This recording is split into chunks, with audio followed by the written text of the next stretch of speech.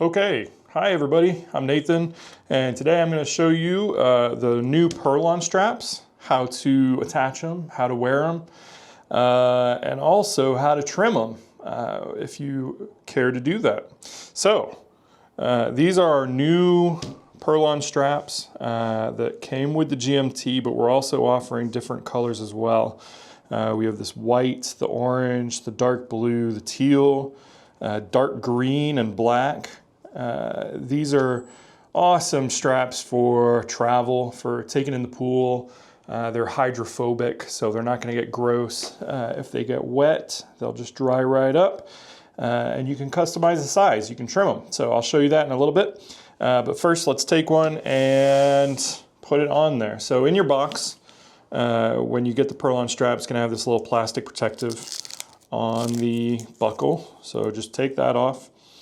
And then the next thing you want to do is you'll also get two little quick release pins.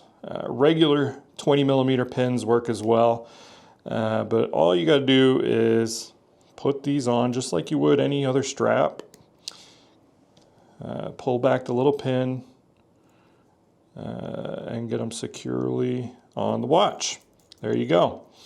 Once you have them on there, you want to feed in the bottom of the Perlon strap through the top right at 12 o'clock going down, and then back up through at 6 o'clock. And that's basically it to get it attached. Super simple. These are single pass, right? So a lot of nylon straps will have another piece of material that comes around and keeps on the back, but it adds a lot of bulk to the wrist. I don't really like that. So these just go through one time, but you don't need to worry about it. It's not going to fall off. Like, these are stuck on there unless you really yank on them to pull them down. So to attach them to your wrist, I like to give a little bit of space between the top and the buckle. Usually about there is good for how much space you need here. You don't want it sitting right up on the keeper loop because that's just going to look and feel weird on your wrist. Just give it a little bit of room, about that much, maybe even a little bit more. And then you put it on. And this kind of works like those belts that they don't have any holes in them. This has as many as you need, really. And the way this ends up working is it kind of finds its spot after a while, after you've worn it a few times. First time might be a little tricky to get it to sit in there just right, the pin. So you want to just push that pin forward and find a nice spot that's not too tight, not too loose.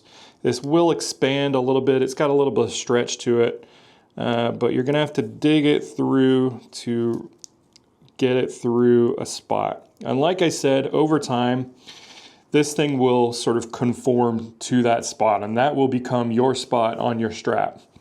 So every time you put it on, it'll get easier and easier to get on there. So I've got it on there.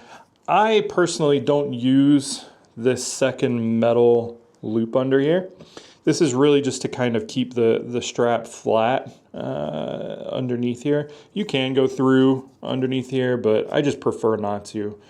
What I do is I just go straight into the fabric keeper loop that's right there.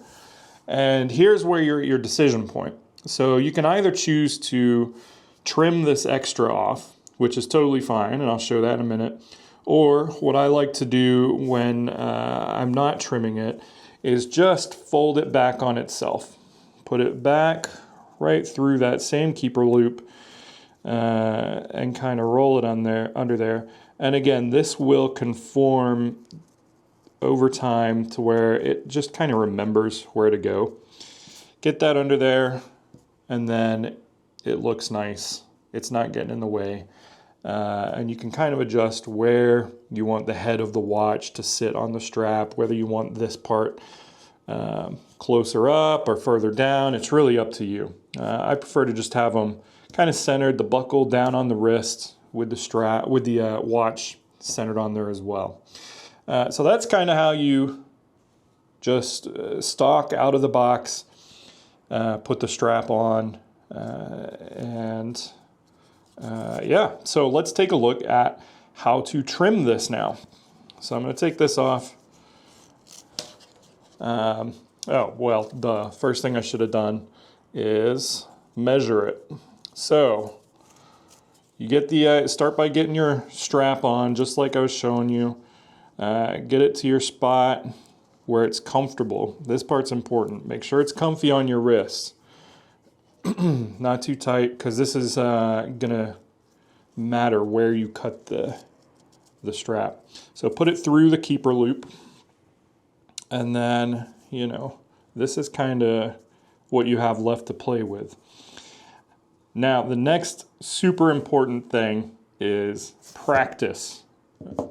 Give yourself a little bit of leeway. You don't want to cut it one time and then realize you cut it too short. But I'm going to make a mark here where I want this to end. I don't want it to end right on the keeper loop, obviously. I want it to come out a little bit, so I'm just going to mark it right about here. And then I have all this extra room over here to play with, to practice. So I got that marked. I'll go ahead and take this off. Take the watch off as well. You don't need to be messing around with that. So I've got this measured. The next thing you want to do is, there's so many ways that you can cut this. You can go straight across. You could go at an angle. You can go zigzag. Wouldn't recommend that. But the basic principle here is that you're going to cut it and then you melt it somehow. There's you can find it on YouTube. There's all different kinds of ways that you can melt this thing, and the melting keeps the ends together. You can see on its stock, it's kind of hard at the end, and that's what's been done with these, right? They've been melted right on the end, and it gives it a much more cleaner look, but more importantly, it keeps the fabric together. It's not stripping or pulling away. So there's a lot of different ways you can do that melting, whether it's with a lighter, which I'll show you. It's my preferred way. You can also heat up scissors and cut them that way and melt them while you're going. You can do it with a knife. So there's a lot of different ways to do it. I prefer just using the lighter. And you can even do it if this stock part does start to fray a little bit. You can take a lighter and just kind of, if it'll work, there we go, and just kind of touch the end of it. You don't need to do much. It'll just start to melt, and then you can kind of squeeze it with your fingers and flatten it out, and that'll kind of stick it together. But let's get to cutting. How do we get this really nice rounded shape on the end? There's this old trick where we use coins. And for these straps in particular, they're 20 millimeter. I like to use nickels. Nickels are almost the same exact width as this. I'm going to do it up here so I can practice. I don't want to do it here yet. I'll do it up here. And you want 2 nickels, and you're going to put one on either side. Make sure they're all lined up. And then you're going to want to get a clamp. Any sort of woodworking clamp will work. You can get them at the hardware store. These guys are pretty intense, but they work really well. It doesn't need to be this crazy of a clamp, but just enough to where you can really get it down on those coins to where it is super tight. So that's not going anywhere. You don't want to really shift this around too much and mess with it too much, because it can slip a little bit in the coin. But once you know that you've got it straight on there and very tight, now you can get to the cutting part. Now, there's a lot of different ways that you can cut this as well. Some people like to use a utility knife, a box cutting knife, and you can just pretty quickly and easily go right next to the coins, the nickels, and just kind of slice it off real easily and cleanly. You can also just use scissors. I like to use these little fabric shears and just snip right off next to that as well. I prefer, for the Perlon straps, I prefer to use these little snips, just scissors, because it leaves a little bit more fabric around the edge. If you use a knife on this, and this is great for regular nylon straps, if you use this, it gets right up next to the coin, which is fine. But for this one, because it's got a really big weave, it's kind of nice to leave just a tiny bit of excess material right around the edge of the coin, and that gives it enough surface to melt and stick together so that it stays like that. So I'll just go ahead and take these little snippers and start going right around the edge. And this is gonna look and feel pretty rough, right? There's gonna be little fabrics going everywhere, and that's okay, because we're gonna melt it and get it nice and smooth anyway. So I'll take this and get the other side.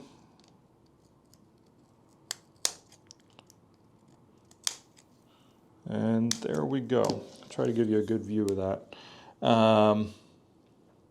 You can kind of see how close I'm getting to that. It's not perfectly on the edge, but it's pretty close. You got some fluff coming out the edges. So once you've gotten that where you want it, take your lighter and have some fun.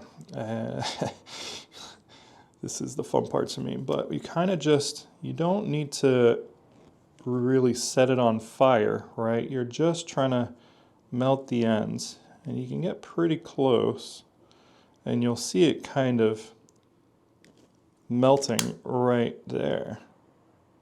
If you set it on fire, really, it's going to turn really black on the end too and melt that way, which is fine. You know, it just kind of depends what you want. But if you want it to be really smooth and work pretty well, just kind of dancing the flame around it works pretty well. Now the last little trick that I like to do before I ever take it off is, while I'm melting it, I like to smooth out that melting part, and I do that by just using the lighter as a smooth edge, and I'll get a part to be halfway melting, and then just roll that on the edge, and it will flatten out a little bit. And I'll do that all the way around, so I'll get it a little melted, and then I'll roll it on there. Do this other side.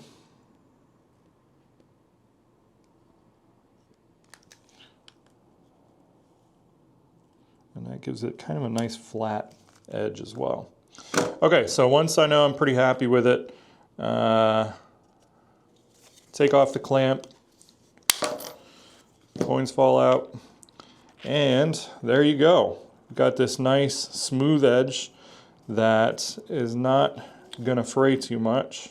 You can always hit this with a little extra fire if you're wanting to make sure it's really melted on the end and stuck together, but don't do too much or it will catch on fire and melt a chunk out of the strap, which is not great. All right, I've cut mine to size. I can just go ahead and put it right back on my watch,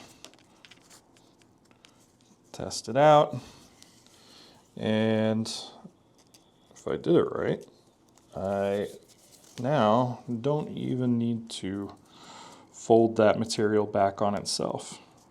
I can just go straight through the loop, and there we go. Fits right in there. I can trim it more if I need to, but yeah, it's not going anywhere, and it's nice and clean on the end. Okay, so you can always reach out to us if you need anything. And yeah, thanks for watching.